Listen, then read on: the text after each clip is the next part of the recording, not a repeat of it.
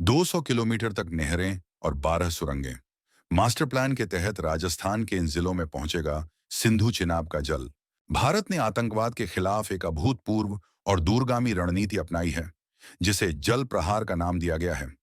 सिंधु जल समझौते को निलंबित करने के बाद भारत अब अपनी पश्चिमी नदियों झेलम, चिनाब और सिंधु के उस पानी को अपने उपयोग में लाने की दिशा में तेजी से बढ़ रहा है, जो अब तक पाकिस्तान में बहता था।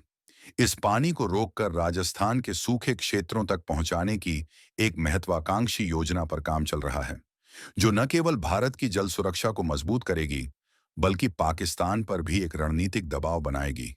एक विशाल इंजीनियरिंग चुनौती। जल शक्ति मंत्रालय के सूत्रों के अनुसार इस योजना का मुख्य उद्देश्य चिनाब और सिंधु जैसी नदियों के पानी को राजस्थान के प्यासे इलाकों तक पहुंचाना है। इसके लिए चिनाब रावी व्यास सतलज लिंक नहर परियोजना नाम से एक बहुत बड़ी नहर बनाने की योजना शुरू हो रही है। इस परियोजना की व्यवहार्यता और इसमें आने वाली चुनौतियों का अध्ययन किया जा रहा है। शुरुआती अनुमानों के मुताबिक इस भव्य योजना में लगभग 113 से 200 किलोमीटर लंबी नहरें और 12 सुरंगें बनेंगी।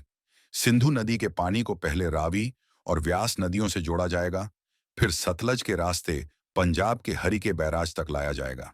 हरिके बैराज से आगे पानी को मौजूदा नहर प्रणाली का उपयोग करके पंजाब, हरियाणा से होते हुए राजस्थान की जीवन रेखा इंदिरा गांधी नहर तक पहुंचाया जाएगा। यह परियोजना इंजीनियरिंग के क्षेत्र में एक मील का पत्थर साबित होगी और दशकों से लंबित जल बंटवारे के मुद्दे पर भारत की स्थिति को मजबूती देगी।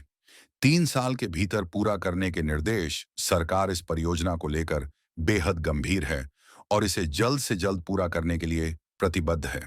सिंधु नदी बेसिन से जुड़े सभी प्रोजेक्ट्स को तेजी से मंजूरी दी जा रही है। पर्यावरण मंजूरी प्रक्रियाओं में भी तेजी लाई जा रही है और सिंगल विंडो सिस्टम पर काम हो रहा है, ताकि परियोजना के क्रियान्वयन में कोई देरी न हो। अधिकारियों को यह काम 2.5 से 3 साल के भीतर पूरा करने के निर्देश दिए गए हैं। हालांकि विस्तृत परियोजना रिपोर्ट डीपीआर आने के बाद ही इसकी पूरी रूपरेखा स्पष्ट होगी।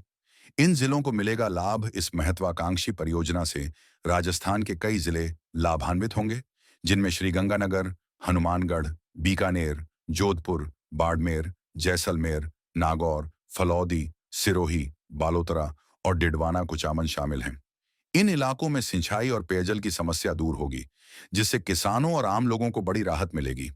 पुराने स्रोतों का बेहतर उपयोग। यह जल प्रहार सिर्फ नई नहरें बनाने तक ही सीमित नहीं है, बल्कि पुराने पानी के स्रोतों का भी बेहतर इस्तेमाल करने पर जोर दे रहा है।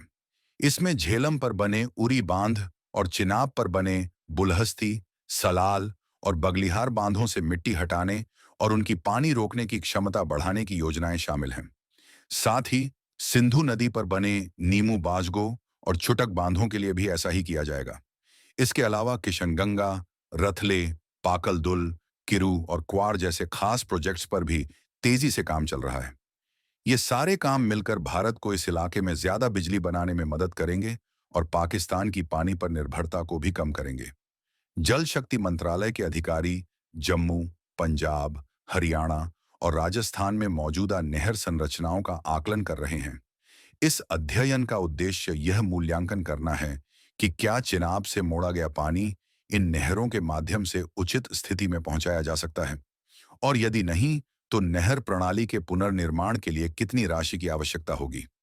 यह योजना न केवल राजस्थान के रेगिस्तानी क्षेत्रों में पानी की कमी को दूर करेगी, बल्कि भारत को पाकिस्तान पर रणनीतिक रूप से भी एक महत्वपूर्ण बढ़त दिलाएगी, जिससे आतंक पर स्थायी तौर पर लगाम कसने की भारतीय रणनीति को बल मिलेगा। यह परियोजना भारत की जल सुरक्षा और राष्ट्रीय सुरक्षा दोनों के लिए एक गेम चेंजर साबित होने की क्षमता रखती है।